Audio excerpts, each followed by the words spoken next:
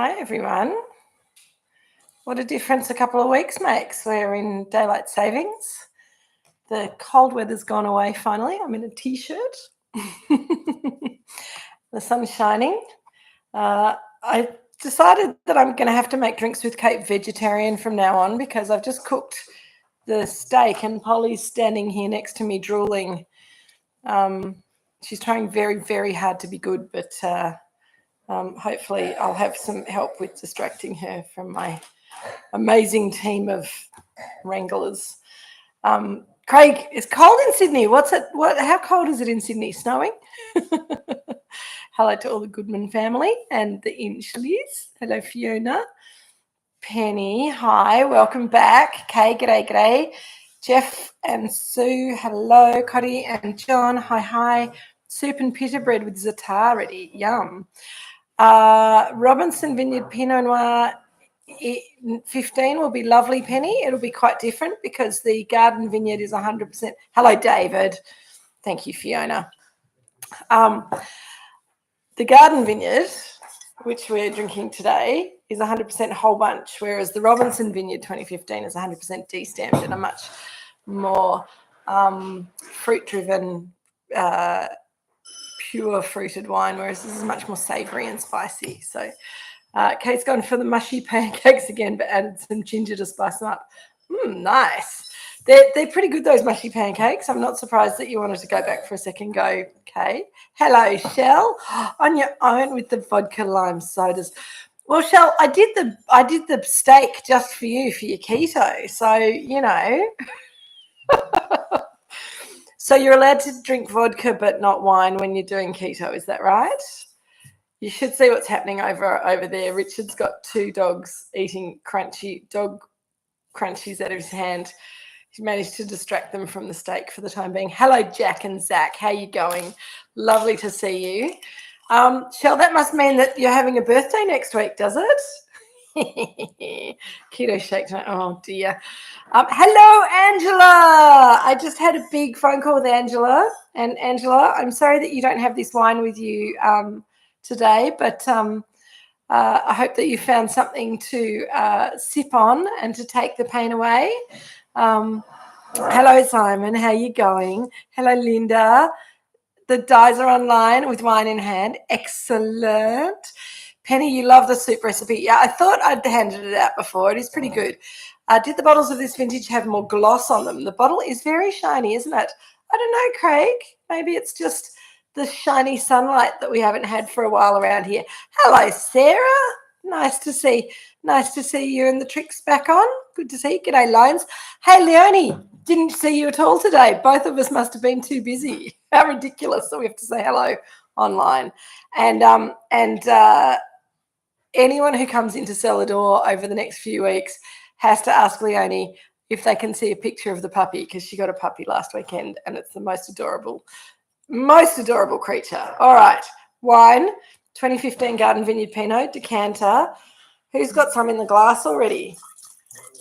Here we go into the decanter. It's a lovely pale garnet colour, which is totally appropriate for a whole bunch wine of this age. What are people saying? Fiona's got some.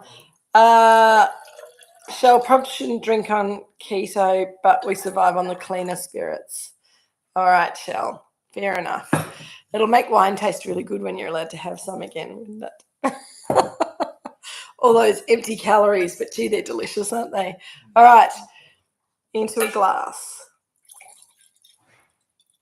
Here we go. Cheers, everyone. Peter, here you go. My drinking buddies over on the other table, waiting patiently. Dying for a red, I bet, Shell.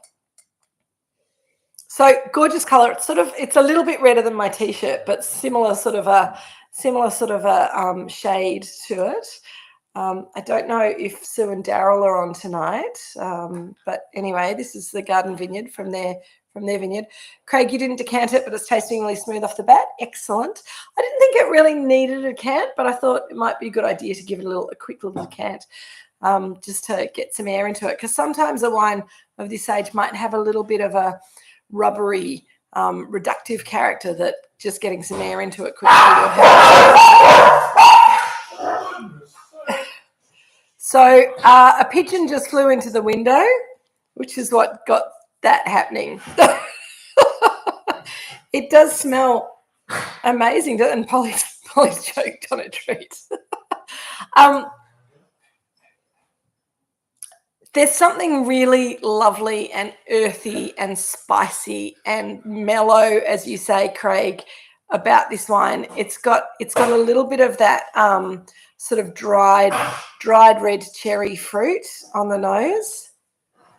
Definitely. It's got a little bit of kind of I think dried orange peel as well. But it's got that lovely fresh lift to it as well.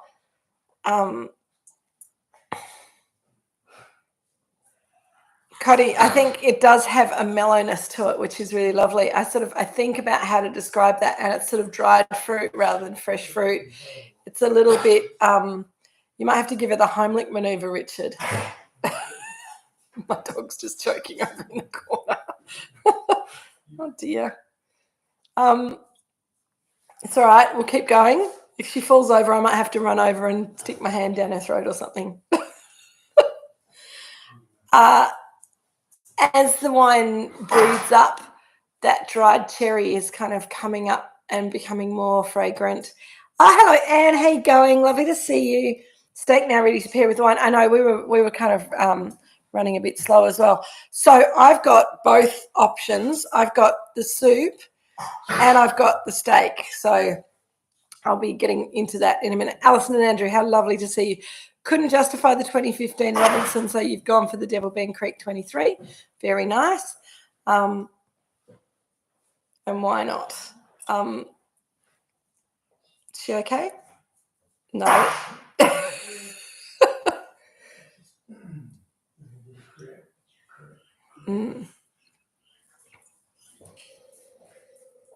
Come here, I will give you a pat. No? Okay. Violets as well. I can smell incredible violets. Almond meal. Who's smelling almond meal? Jeff or Sue? Yeah, I'm not getting that, but anyway, that's okay. Everyone smells different things. The ginger and the pancake's perfect with it. Yeah, I think so. So the soup has got ginger and cinnamon in it, as well as a bit of saffron and some tomato and lentils and chickpeas. And some citrus fruit in it, in the form of preserved lemon, and I think that should bring out the earthiness of the wine, hopefully. But I haven't tasted the wine by itself yet, so I'll do that.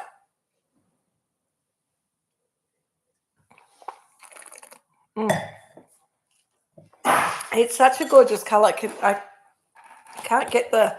Because I'm seeing it with the daylight kind of going through it, but it's not working on the screen. But you guys have got some with you as well. David's got the soup. Excellent.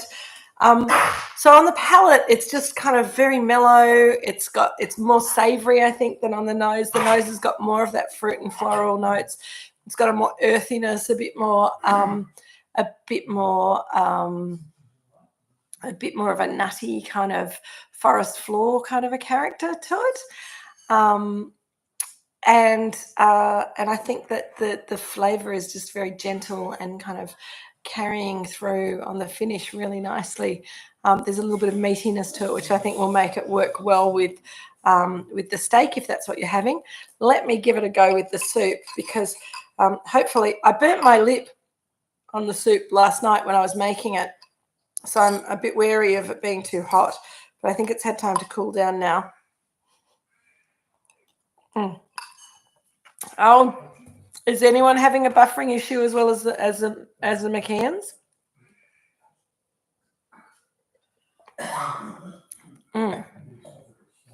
I think it's working. Oh, good, excellent. I think that might be you guys, Sue and Jeff.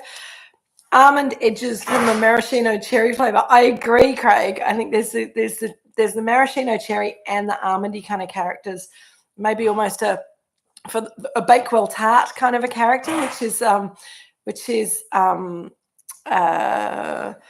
almond paste with cherry jam. Very nice little English slice or tart that you can find in the UK, but some people make it here too. Oh, good, excellent. There's also there's an almost, it's not smoky, it's not quite earthy, but it's almost a peaty kind of aroma that's sort of savoury and minerally, which I think is rather lovely as well on the nose.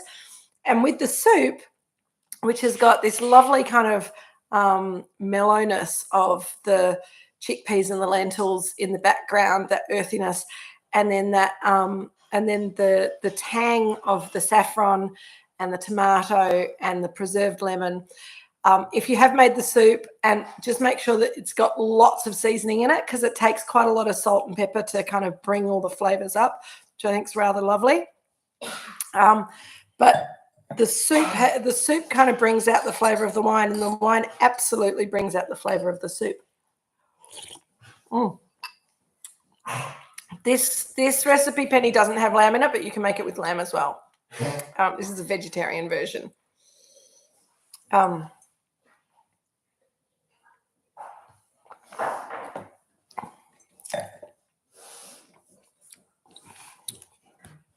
The spice of the soup works really, really well with the ginger, and the cinnamon in the soup works really well with the wine. And as I said, it brings out the spiciness of the wine, brings out the earthiness of the wine. I think it's rather awesome. I'm glad you're enjoying that, Linda. I think it's an awesome soup, full stop. It's really easy to make as long as you remember to soak your chickpeas the day before. And it's and if you need to have a bit of saffron in the cupboard, which is not something that we always all have, but if you've got those things, it's a really cool soup, and very delicious with an earthy, savoury, spicy wine like this. I'm going to get myself a little bit of the... I have to show you this because I'm quite proud of it. This is my friend Daniela Mollica and Farmer Sam grew this beef in Gippsland. It's Chianina beef, so it's an Italian cow. It's a flat iron steak, which is a bit like a flank steak, and I've just done it on the barbecue, nice and rare, just salt and pepper on the steak, and then a bed of rocket and is it radicchio, the red stuff, red bitter lettuce, radicchio. Yeah, so you just put a bit of salt and pepper and olive oil and balsamic vinegar on the lettuce, and then you barbecue the steak and pop that warm on top of the lettuce, and a bit of salt and pepper on the steak as well. Now that's been sitting around for a little while, but that's my little bit of steak. Jill and Richard and Peter, please feel free to help yourselves to some steak as well, while it's not quite freezing cold. I'm just going to cut a little bit because otherwise I'll be chewing forever. And I'm going to get a bit of the radicchio, because the radicchio and the rocket are bitter in different ways, and I think a little bit of radicchio and rocket with the steak is going to be really interesting with the wine. So here we go. Yum.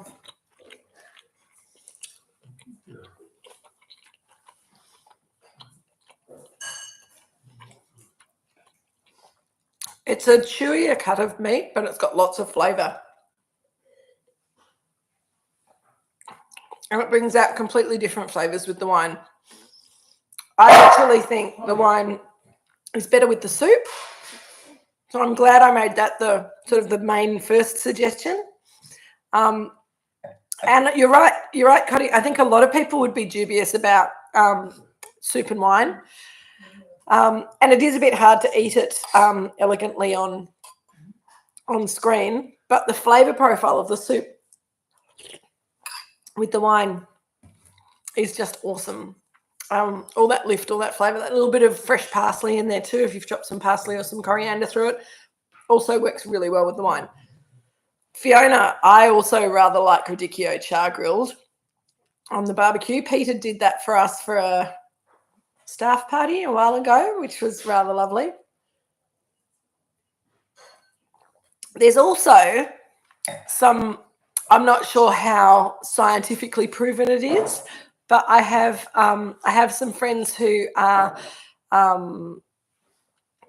into herbal remedies, and there's a belief that bitter vegetables, particularly like radicchio and rocket, are very good for your liver. So for those of us who sometimes like a drink of wine, having some bitter vegetables that are good for your liver is probably not such a bad idea. And that, I think, is probably part of the whole myth/truth behind the Mediterranean diet, because a lot of Mediterranean salad greens are quite bitter. So radicchio, rocket.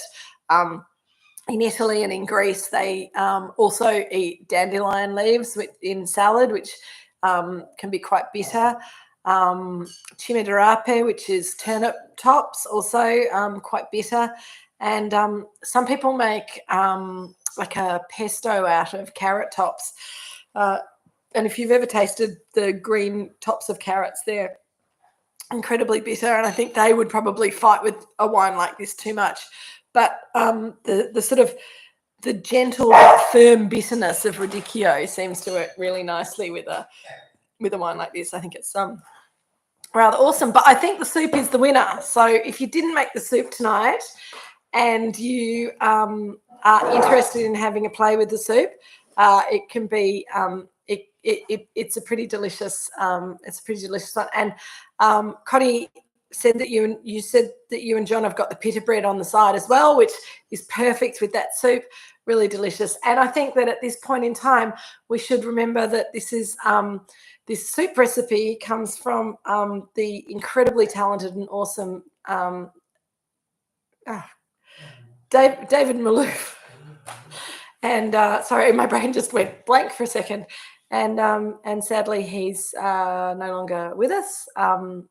He did pretty well. He had a bad heart, and he was onto his third heart, and lived to 63, I think. But he was living in Dubai, and he died, I believe, last week or the week before. And he was in incredible Greg Malouf. Sorry, I knew that was wrong. Thank you. Thank you, Penny. So here's cheers to Greg Malouf and all the wonderful recipes and food that he brought us. And let's hope that he's eating something delicious somewhere else now. Cheers, Greg.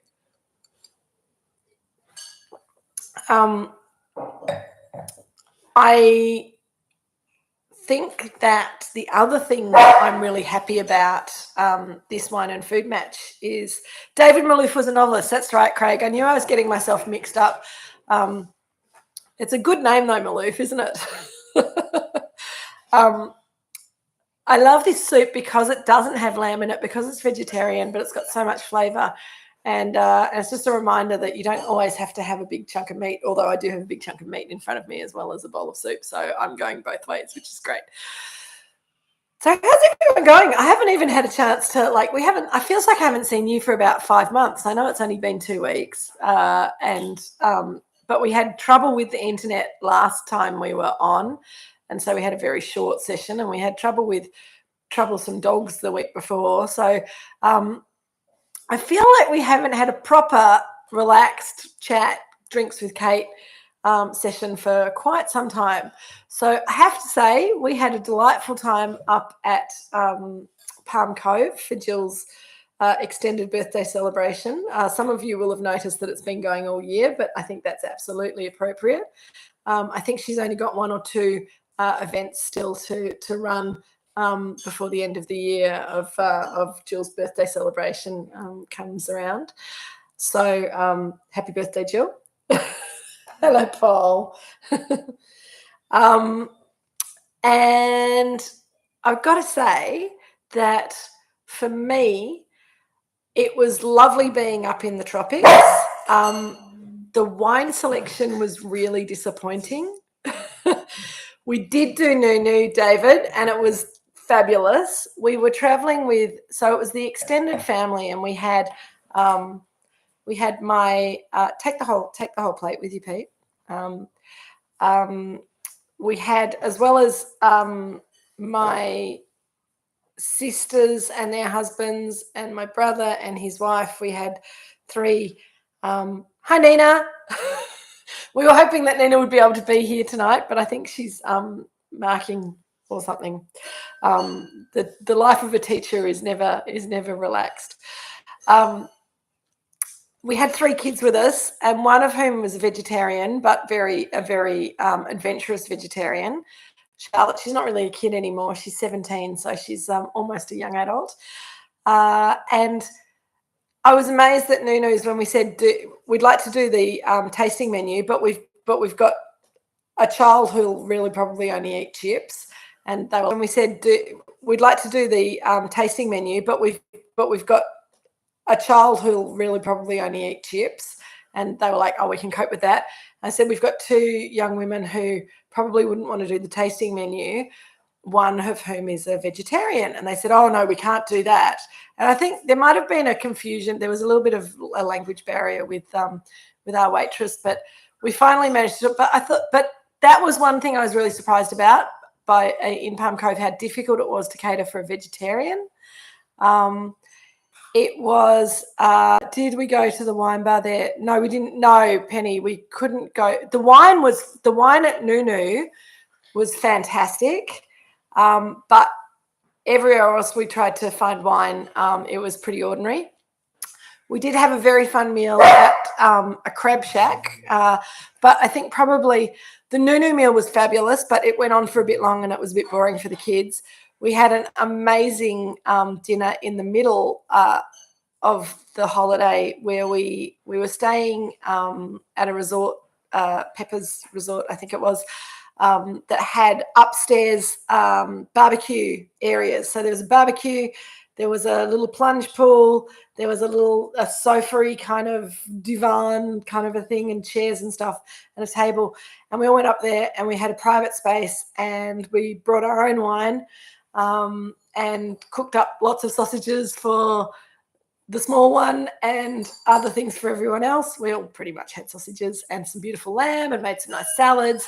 And that was absolutely fabulous. So I think the produce up there, we went to the market in Cairns before we went up to Palm Cove and got lots of fruit and stuff and got some green mangoes and I made some jackfruit curry for the vegetarian. So it was lots of fun and it was nice to be warm for a few days. So I don't have much of a tan because I'm not very good at sitting out in the sun. I get a bit too hot, but it was really lovely.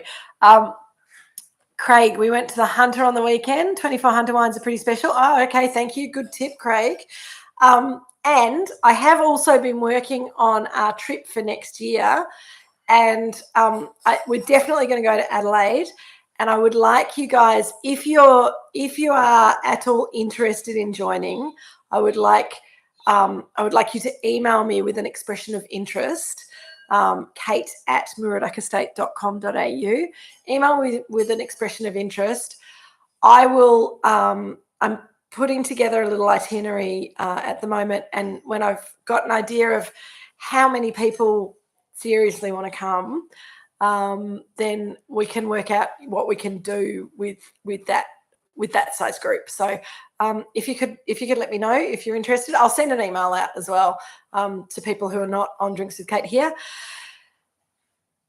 But yes, trip to Adelaide and the surrounding wine regions next year, probably around May, I'm thinking. But if May doesn't work for you and you really want to come, this is your time. This is your chance to email me and say, these dates don't work for me at all. These works really well. These dates work really well for me. May, probably mid-May, early to mid-May, but I haven't settled on anything yet, guys. So this is your chance to give me some feedback and say, I would like to come, but I can only come if it's these dates, or I'd really like to come, but I'm not available for these dates, or it would be really good for this. So send me an email. I'll collate all the information and we'll get working on that. Craig, did we take a super special bottle for Jill? Well, Richard packed 2 lovely bottles. A beautiful bottle of, was it Grand Cru Chablis, Dad? It was a lovely Chablis. I can't remember who the producer was, but it was delicious. And we had a very special bottle of champagne that Dad packed as well for Jill that we had up on the barbecue rooftop. So yes, it was lovely. But I think we decided before we went that it wasn't so much about super fancy wine. We've done a bit of that already this year. And mind you, Jill's birthday was in January, so it's a year of birthday celebrations. But we also had a lot of fun having margaritas at the swim up bar at the resort at 5 o'clock in the afternoon. That was rather nice. And also the other thing that was a really super special treat was walking down the road to the ice cream shop that I believe Nunu's also owns, but it's called something slightly different. I nearly bought one of their bucket hats, but managed to avoid the tat. But the ice creams were amazing. And being a girl who grew up as a child, my favourite ice cream flavour was licorice. I know at least half the room's going, oh my God, we can't talk to Kate anymore. My favourite flavour was licorice when I was a young thing. And they had a licorice flavoured ice cream at the ice cream shop that was made with local molasses from the sugar industry. And it was licoricey and salty and not too sweet. And absolutely delicious. So that was very, very cool.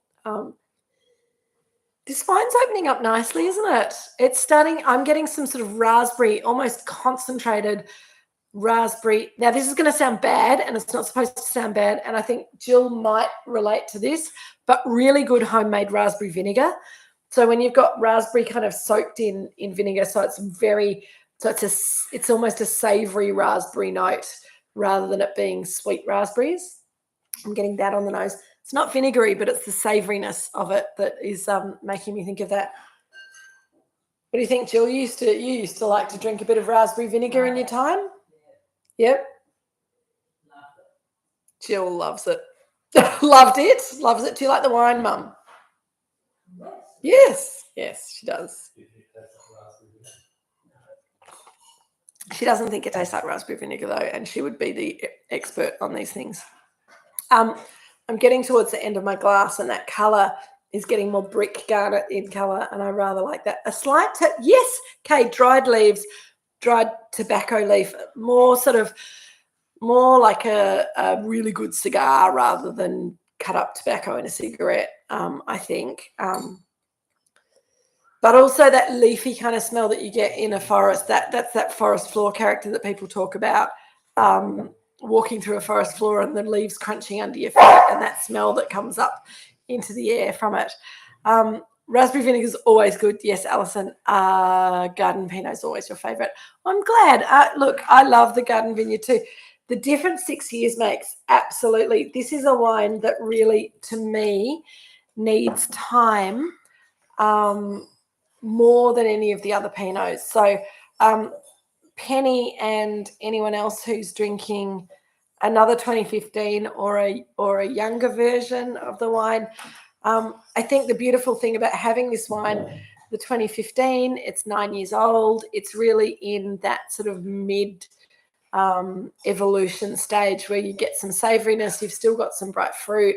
It's all kind of settled down into itself, and it's just looking really classy and sexy and delicious. The nose on the wine is incredibly intense and getting more intense. Absolutely, Cotty. I think it's also got this,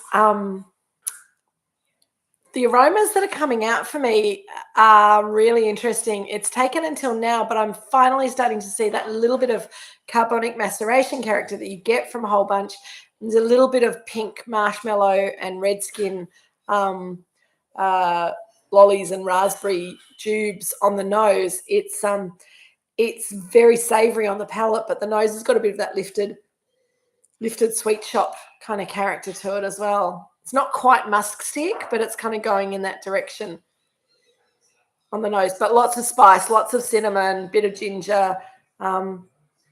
And I would have said the wine is in a sweet spot right now. It is just lovely. Yeah, I think it's in a really good place. I love drinking these wines at sort of 8 to 12 years of age, and it's 9 years old. It's right in that happy place.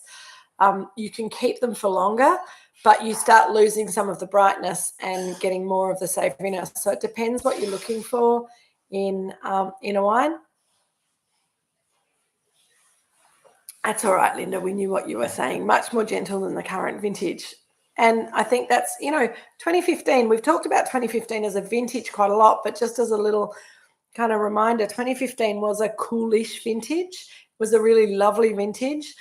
If you remember, we've talked about 12 and 13 as being the cool vintage and the warm vintage and being a really nice pair.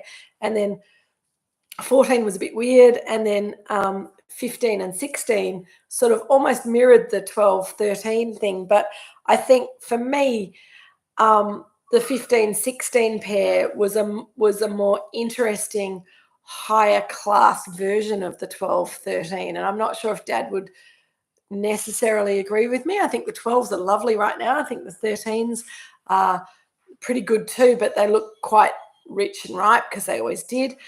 The 16 was a warmer, riper year, whereas 15 had this kind of real elegance.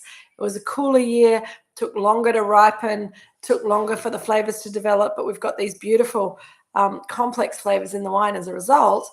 And these cooler vintage years are always better with a bit of bottle age. They get reviewed when they're super young, and the reviewers kind of say, oh, they're a bit spiky, or they're a bit savory, or they're a bit structured, or they're a bit whatever.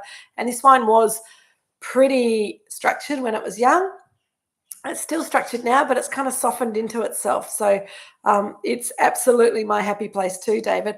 Craig wants to know if the 14% alcohol is high for this or typical.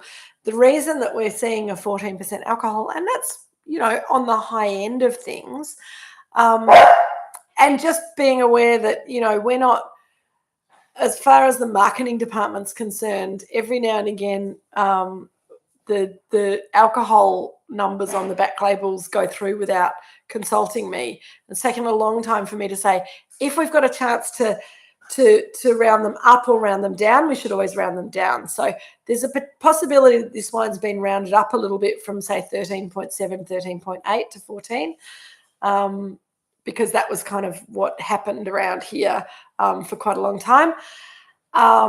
But even if it is somewhere between 13.5% and 14%, that's on the higher end of ripeness for our Pinot Noirs. And weirdly, we see that in the cooler years because we have to wait longer for the flavour to develop, and so then we end up with higher sugar levels in the wine when we pick it, and that's higher potential alcohol. So it's sort of counterintuitive. People assume that if it's a hotter year, then it's going to be a higher alcohol. If it's a cooler year, then it's going to be a lower alcohol, and that's not always the case. So with the Garden Vineyard as well, we like to get it as ripe as we possibly can without it being overripe, because we want the stalks to be ripe as well. And that's a whole nother conversation. Ripe stalks, you get the story from the French saying, oh, well, when the stalks have gone brown and lignified, then they're ripe. And we've never seen fully lignified stalks in our lives here. But we think that when the pips are ripe, when the pips of the grapes are brown and taste nutty when we crunch on them, then the stalks tend to give ripe flavors to the wine rather than green flavors to the wine. So it's a case of trial and error and experimentation still. And in 2015, Dad had been making 100% whole bunch Garden Vineyard Pinot Noir since 2010. We didn't make one in 2011 because it was a very difficult year. So it's the fourth one of this style that he's made in this series. So I think we're evolving our understanding of whole bunch fermentation every year, and I think this is a really good example of something wonderful. What about how is the Garden Vineyard recovering? Cotty wants to know, from the deer strike a couple of years ago. It's doing pretty well, Cotty.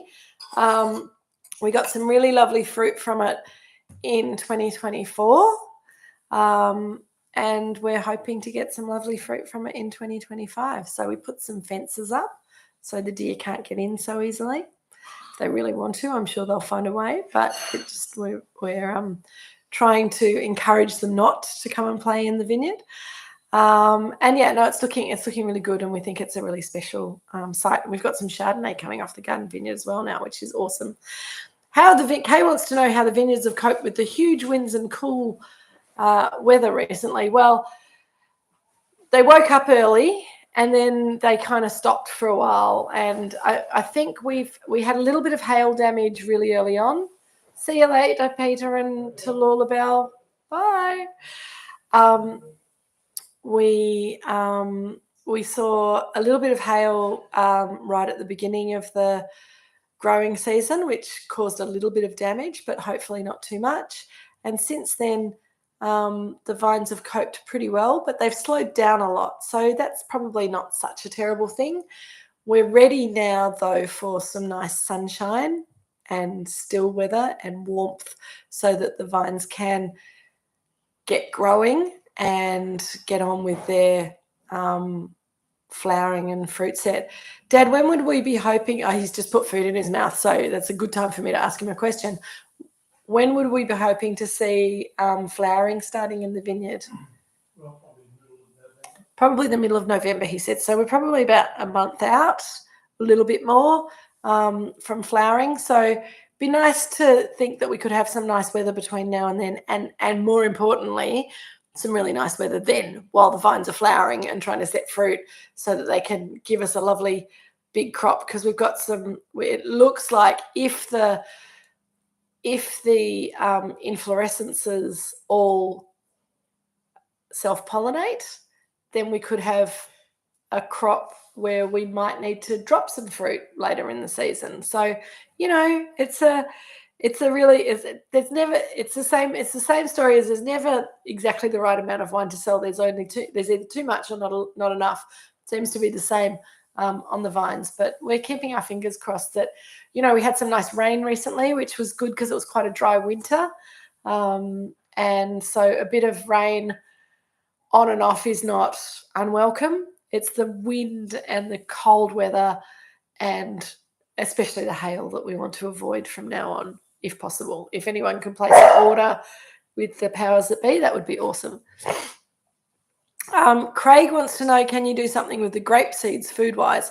I'm sure you could, Craig, if you were intense enough about it. But our grape seeds, once they've been through, so with the white wine, we press the juice off and get rid of the seeds and the skins before the fermentation.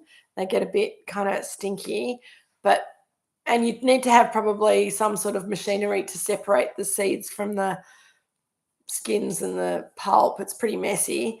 And with the red wine, then the seeds go through the fermentation, so they're quite they're sort of compromised by the flavour of fermentation as well. To be honest, I have not heard of any food products apart from grapeseed oil, which would not be a byproduct, I don't think, of winemaking. It would be taking some grapes and taking the seeds and making oil from them. But I could be wrong. I'm really not sure. I'll have to look into it for you. Fiona, are the grapes in the Garden Vineyard picked at a similar time to McIntyre? Often they're picked a little bit later than the McIntyre grapes, Fiona, just to get that little bit of extra ripeness. Also, the soil in the Garden Vineyard's a bit poorer and more rocky, and so the vines struggle a little bit more, so it often takes a little bit longer for them to ripen, and it's a slightly cooler site than here. It's all fairly, you know, it's all pretty close. I'm just going to have a little bit of meat because it's looking yummy.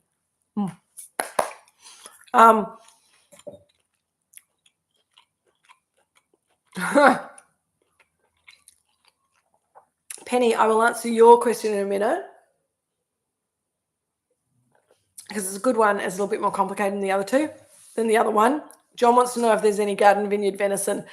We would love to have Garden Vineyard venison. Unfortunately, the neighbours of the Garden Vineyard, where the deer tend to live most of the time, are vegetarian vegans and are not interested in allowing us to come in and shoot the deer.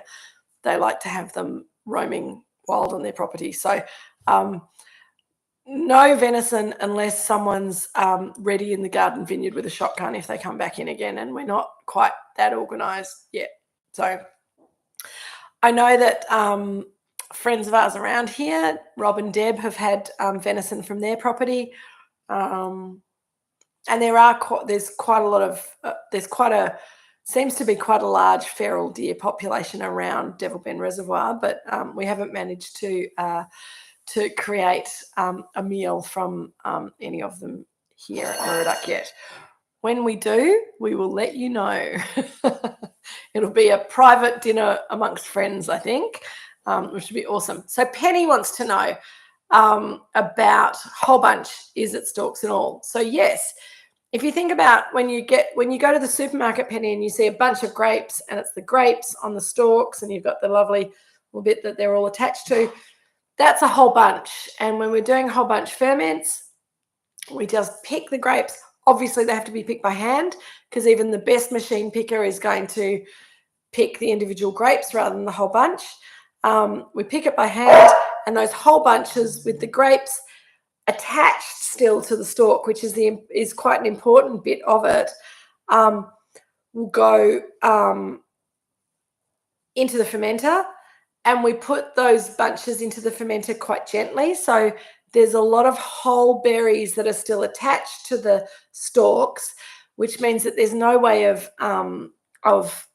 yeast getting into the sugar or juice getting out of the grapes until we start crushing it, Penny. So gravity will crush some of the grapes at the bottom of the fermenter, but while the grapes are sitting there and we haven't started walking on it, then we get this thing called carbonic maceration happening inside the grapes that don't have a hole in them. And that is the thing that brings that slight confectionery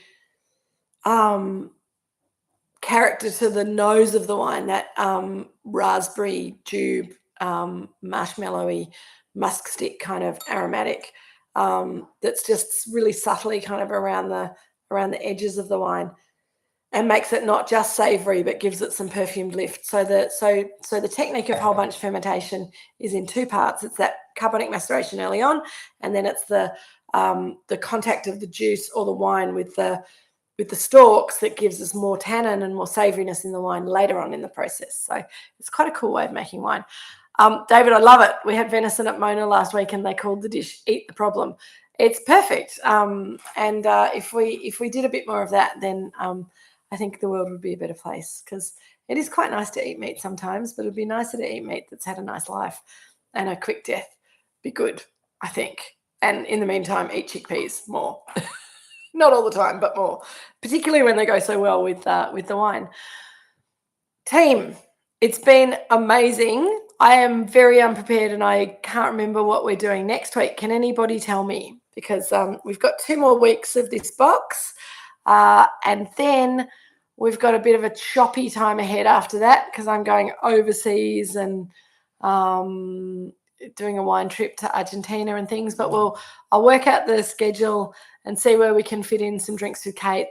If I can do them while I'm traveling, I will. But sometimes it might be a little bit difficult. 2023 Chardonnay, Anne, thank you so much. This wine we have just released at Cellar Door. We think it's delicious. We're very excited to share it with you. It's going to be so yummy. See you later, Penny. By boat. No, David, I'm not going by boat to Argentina, but I'm going over ice. I'm going on an airplane. We're going to fly over the South Pole, which will be fun, via Chile and then across the mountains. But it's a Master of Wine organised trip. Oh, quite choppy on the boat. No, well, that's okay. I'm quite pleased to be missing out on that.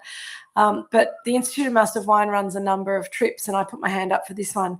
So it's 2 weeks in Argentina, visiting the wine regions with 39 other Masters of Wine. We're starting off in Buenos Aires. We're going to Mendoza and the surrounds around there, and then we're going up to Salta for a few days. It's going to be amazing. I look forward to reporting back. We might have to do a Malbec and or a Torrentes session one of these days. But yes, in the meantime, we have 2023 Chardonnay next week. It's a delicious wine. almost the complete opposite to this, because it's young and fresh and zingy and has a beautiful potential life ahead of it. But I think most of it will get drunk young because it's so delicious young. Anyway, and I'll see you next week to talk about Chardonnay. Cheers, everyone. Thanks.